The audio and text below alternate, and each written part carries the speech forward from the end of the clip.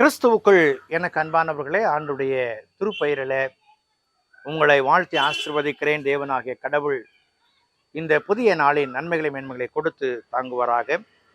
இந்த நாளின் தியானத்திற்காக ஒரு வசனத்தை உங்களுக்கு முன்பாக வைக்கிறேன். அது யோபுவின் சரித்திரம் 1ஆம் அதிகாரம் 3வது வசனத்தின் கடைசி பகுதி. அதனால் அந்த மனுஷன் கிழக்கத்தி புத்திரர் எல்லாரிலும் பெரியவனாய் இருந்தான். The greatest man in the eastern side. அன்புக்குரிய விசுவாசிகளே, இது யார் என்று சொன்னால் யோபு. யோபுவின் சரித்திரத்தை குறித்து ஆராய்ச்சியாளர்கள் பல்வேறு காரியங்களை பல்வேறு நிலைகளிலே சொல்லி வருகிறார்கள். அவர்கள் எதை எப்படி சொன்னாலும் இது நம்முடைய ஆன்மீக வாழ்க்கைக்கு எந்த அளவில இவனுடைய வாழ்க்கை, யோபுனுடைய வாழ்க்கை நமக்கு நன்மை பயக்குகிற ஒன்றாய் காணப்படுகிறது. 1வது வசனத்துல நாம் வாசிக்கும் பொழுது, அந்த மனுஷன் உத்தமனும் சன்மார்க்கனும் தேவனுக்கு பயந்தவனும் பொல்லாப்புக்கு விலகுவனுமாயிருந்தான். யார்? யோபு. எதை வைத்து ஒருவரை பெரிய மனிதர் என்று சொல்லுகிறோம்? எதை வைத்து பெரிய ஆளுமை உடையவர் என்று சொல்லுகிறோம்? அவருடைய செயல்பாடுகளின் தன்மைகளையும் மகத்துவங்களையும் மகிமைகளையும் புரிந்து கொண்ட நிலையை வைத்து பெரியவர் என்று சொல்லுகிறோம். சில இடங்களிலே சில மக்களுடைய வாழ்க்கையை பார்க்கும் பொழுது, ஆளுமையில இருக்கும் பொழுது ஒன்று, எல்லாவற்றையும் இழந்த பொழுது வேறொன்று. என் வாழ்க்கை நிலையில எப்பொழுதும் ஒரே தன்மையோடு கூட வாழ வேண்டும் என்று சொன்னால் அது இறைவனுக்குள் வாழ்கிற வாழ்க்கையாய் காணப்பட வேண்டும்.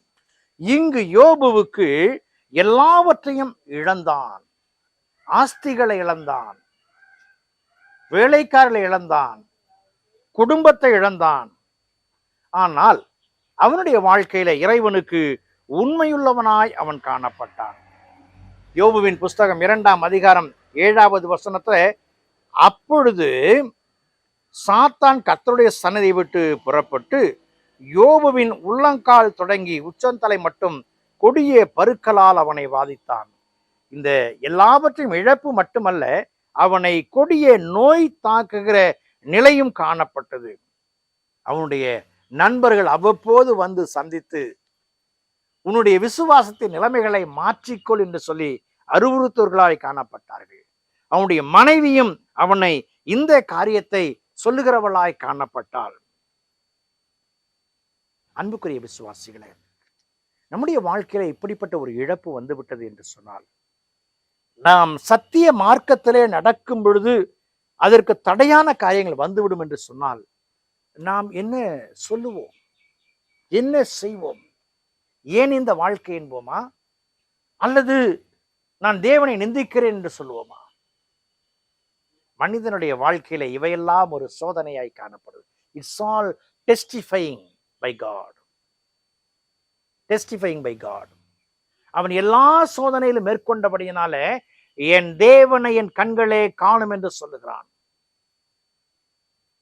அன்புக்குரிய விசுவாசிகளே, தேவன் தந்த இந்த உலக வாழ்க்கையில இறைவனுடைய சத்தியத்தையும் சன்மார்க்கத்தையும் கடைபிடிக்கிற நாம் எந்த சூழலும், எந்த இழப்பிலும், எந்த வேதனையிலும், எந்த பலகீனத்திலும், எந்த சுகவீனத்திலும் இறைவனை மறுதலிக்காத ஒரு வாழ்க்கை வாழ வேண்டும்.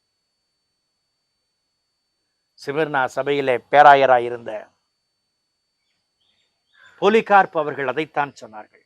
இத்தனை ஆண்டுகள் என்னை பராமரித்த என் தேவனை மறுதலிப்பேனோ என்று சொன்னார். யோபுவும் அப்படித்தான் சொல்லுகிறான். அவனுடைய பின்னிலைமையை ஆண்டவர் ஆசீர்வதித்தார். அந்த விசுவாச ஓட்டத்திற்குள்ளாய் நம்முடைய வாழ்க்கையை அர்ப்பணிப்போம். கடவுள் நம்மை ஆசீர்வதிப்பார். ஜெபம் செய்வோம். பரிசுத்தமும் கிருபையும் நிறைந்த நல்ல ஆண்டவரே, சத்தியத்திலே நாங்கள் நடக்கிறது உமக்கு உத்தமமான காரியமாய் காணப்படுகிறது. சத்தியத்தை விட்டு விலகாதபடிக்கு ஒரு வாழ்க்கை வாழ நீர் எங்களுக்கு கிருபை பாராட்டும். எங்கள் பலகீனங்கள் மத்தியில, சோதனைகள் மத்தியில சான்று பெற உதவி செய்யும். இயேசுவின் ஜெபிக்கிறோம், ஜெபக்குள்ள பிதாவே. ஆமென்.